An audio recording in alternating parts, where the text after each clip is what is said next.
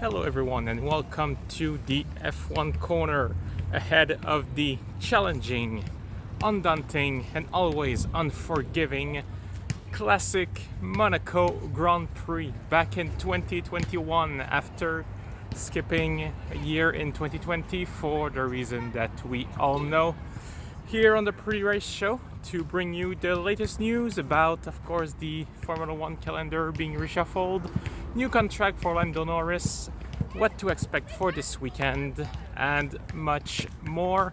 But of course, before we start any of that, I will remind you to smash that like button down below and subscribe to this channel if you don't want to miss any update regarding the Monaco Grand Prix, or actually any update regarding the whole 2021 Formula 1 season. So we're gonna start with the most recent news that came out just this morning. Lando Norris contract is renewed at least until the end of 2023, assuring him of a drive for next year and beyond. This does not come as much of a surprise as some would have thought. It is a great news for Lando, who's been driving exceptionally well, and with also teammate Daniel Ricciardo, who will be there next year too.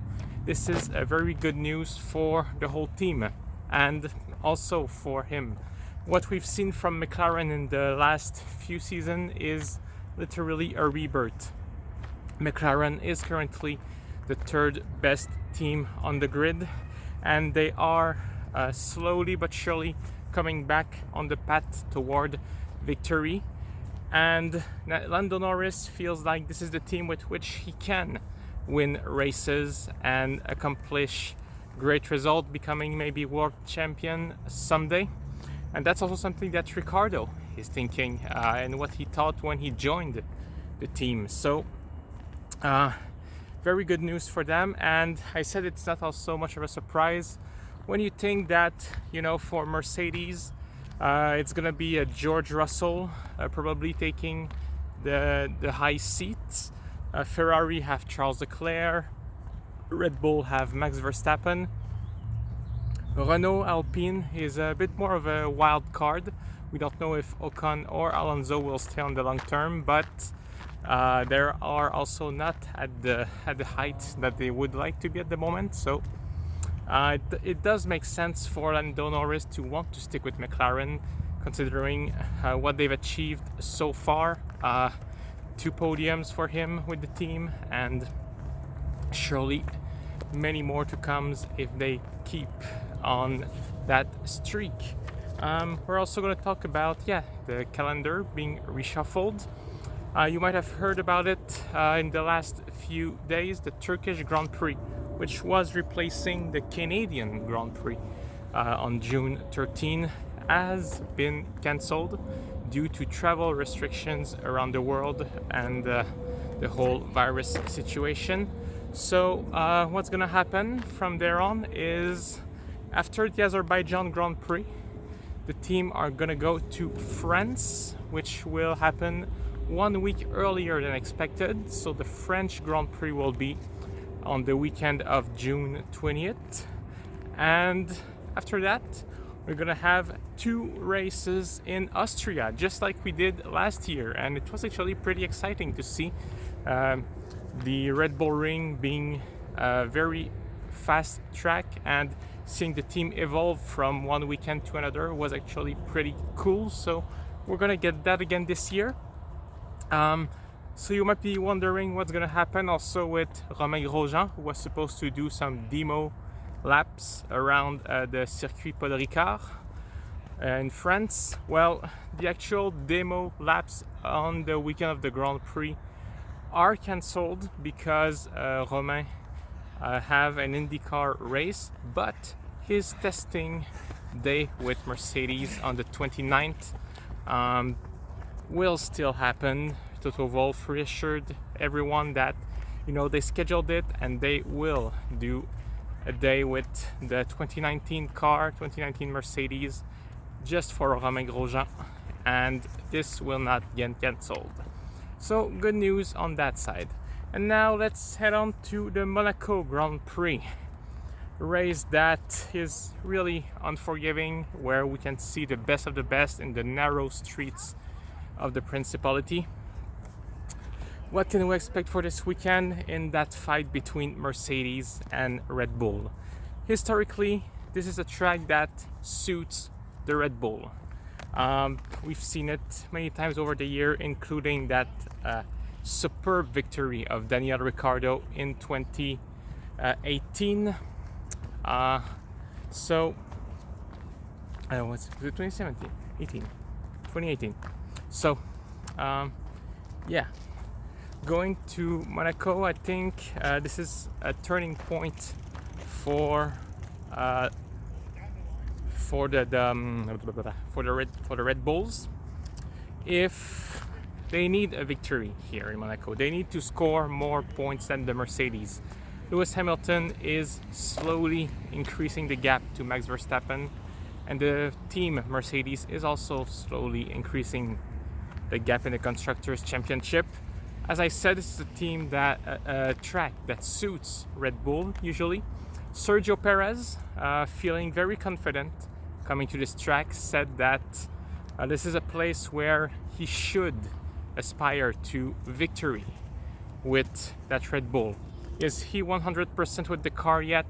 I am not sure myself, but I think that if he can find that sweet spot and if he can gain the confidence around the track, well, Monaco is the place where he can really shine.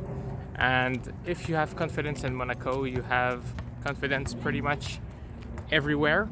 So this is really a big test for Sergio Perez. He needs to get on top of everything and deliver. Same for Max Verstappen. Somewhat disappointing in the last few races, especially in Barcelona 2 weeks ago. He can make up for it now on a track that is really Red Bull-like, and also on a track that is tough to overtake. We all know it. So if he can just start ahead of Hamilton already, that will be a very good start. Of course, both teams putting the pressure on each other. Red Bull saying that Mercedes are favorites, and Mercedes saying that Red Bull are favorites, obviously. But in all cases, it is a turning point, and if Red Bull cannot get a victory here in Monaco, it's gonna start looking grim for the rest of the season, even though it is pretty early in the year. Further down the grid, we talked about McLaren already, with Lando Norris getting a new contract, but it's going to be a fight with Ferrari once again. At the moment, they're pretty much 50-50. McLaren is third in the championship, but only 5 points in front of Ferrari, 65 and 60. And what we've seen is, of course, a great start for McLaren at the beginning of the season, and Ferrari seems to be catching up a little bit, especially with Carlos Sainz. Carlos Sainz getting really good with that car, and Charles Leclerc being astounding as usual. Barcelona was disappointing for the Ferrari, though Daniel Ricciardo is also improving. This is something for the McLaren, I'm sorry. Why do I keep missing? McLaren is orange, Ferrari is red, right? Okay, so Barcelona was disappointing for McLaren. Yeah, I got it. But Daniel Ricciardo finally starting to get on top of it, had a better result than Lando Norris. So it's going to be a fight really to check both cars pretty much on equal ground at this state in the season. Another team that is improving a lot is Alpine Renault. Points in the last 2 races, including double points in Portugal. They will want to show that they are still on this track of being the 5th best team on the grid. It is really not possible to say that they are going to compete with Ferrari and McLaren. I think they are still too far behind. But after what looked like a really tough start to the season, it seemed like since Imola-ish, more Portugal, they've unlocked something with that car, and they are now at the back of the point scoring car, but they are there. They are fighting for those points, and really seems like they can be a consistent team in the points from this moment in time. So what are we gonna see? Esteban Ocon, his first time in Monaco in 3 years, and we could say the same for Fernando Alonso. Both drivers did not race in the city streets in Formula One since 2018, which seems like quite a lot of time, so they will need to get accustomed to it once again. And let's hope for the best for both of them. A team that is starting to bite the dust with the resurgence of Alpine is AlphaTauri. Started the season really on a good streak. Yuki Tsunoda scoring at its first races. Pierre Gasly getting a good result in Imola, but since then it's been tough. 2 10th places, so 2 points, one in Portugal, one in Barcelona, one for both drivers. And yeah, it's just been tough. It feels like that car is not improving much, but there's still potential there. I think they are in the range of the Alpine, but they need this little edge. It might come down to a track by track thing, if you want my opinion there. And Monaco is a track that suits usually the Red Bulls, and the AlphaTauri being quite inspired by the Red Bull, I think they have a fair chance of getting good result there. It's gonna be tough for Yuki Tsunoda, they're a rookie, but he never raced actually in Monaco, but raced in Macau before, so it was street racing, but Monaco is always different for many reasons. Another team that is truly biting the dust at the moment is Aston Martin. Trouble getting in the point. They are usually they scored a few points at the beginning of the season, but are really hanging by a thread and just flirting with 11th, 10th, 12th. Tough to get those results, and that's a team that was fighting for third in the championship last year.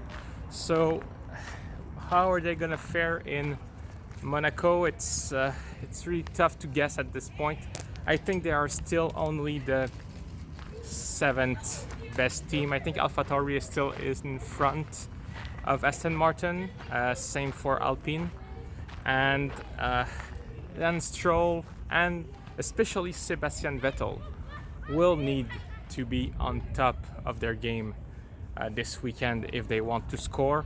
And we expect more from Vettel, and Stroll being the older driver in the team doesn't have any reason to not perform. So I think it's gonna be tough, but if they can get a good qualifying lap, this will obviously help them. We saw good thing from Aston Martin in qualifying recently, so yeah, potential, but I would not put them in my F1 fantasy pool.